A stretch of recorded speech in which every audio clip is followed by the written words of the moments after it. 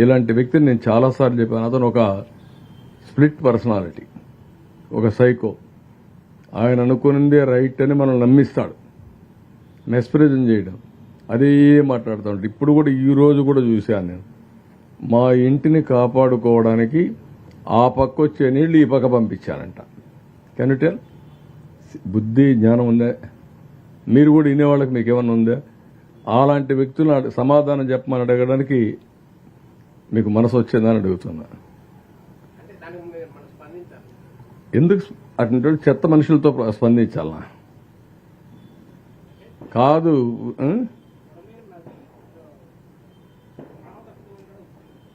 కాదు.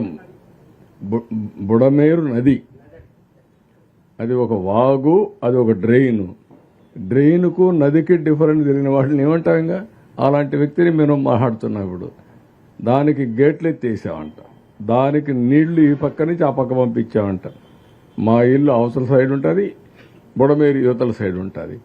అంటే నీళ్లు కూడా ఒకవేళ ఒక అబద్ధం చెప్పినా ఆ అబద్ధం కూడా కనీసం నాలెడ్జ్ లేకపోతే ఏమనుకుంటారో. నేను ఒక బాధ్యత కలిగిన వ్యక్తిని, నేను ఒక మాజీ ముఖ్యమంత్రిని, మొన్నటి వరకు ఇప్పుడు ముఖ్యమంత్రిని. నేను మాట్లాడితే మీరేమనుకుంటారండి? కృష్ణానదికి బుడమేరుకు వ్యత్యాసం తెలియకపోతే రెండు నదులు చేసేస్తే ఇలాంటి వ్యక్తులు రాజకీయాల్లో ఉంటే మన దురదృష్టం కాకపోతే ఏంటిది? ఈ రాష్ట్ర ప్రజల దురదృష్టం కాకపోతే ఏంటి? అందుకే పొటాటోకి ఆ రోజు మీరు చూశారు, టమోటాకి పొటాటోకి వ్యత్యాసం తెలియకుండా మాట్లాడాడు. వీళ్ళేం చేస్తారు రాజకీయాలండి? స్పష్టత లేదు, సబ్జెక్ట్ లేదు, నేర్చుకోవాలని ఆలోచన లేదు. సాయంత్రం అయితే గల్లాపెట్టి తిరిగి ఎంత వచ్చిందో చూసుకుంటారు. ఈరోజు కలెక్షన్ అని. ఇలాంటి వాళ్ళు రాజకీయాలు చేస్తాను. ప్రజాహితం కోసం పనిచేసే పరిస్థితి రావాలి. ఆ రోజులు అయిపోయినాయి.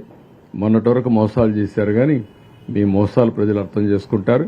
నాకు పని లేకుండా తిరుగుతున్నా, ఈయనకి ఎక్కువ పని అయిపోయి ఇంట్లో కూర్చొని ఎక్కడికక్కడ ఇది చేసే పరిస్థితికి వస్తున్నాడు. ఏమంటారు? వెళ్ళాడా? రేపు వెళ్తున్నాడా? పోస్ట్ పోన్ చేయలేదా? కాబట్టి ఆయనకి పని ఎక్కువ ఉంది కాబట్టి లండన్ పోతున్నాడు. మనందరికి పని లేదు కాబట్టి మీరు రిపోర్ట్ చేస్తున్నారు, నేను తిరిగి పనులు చేస్తున్నా.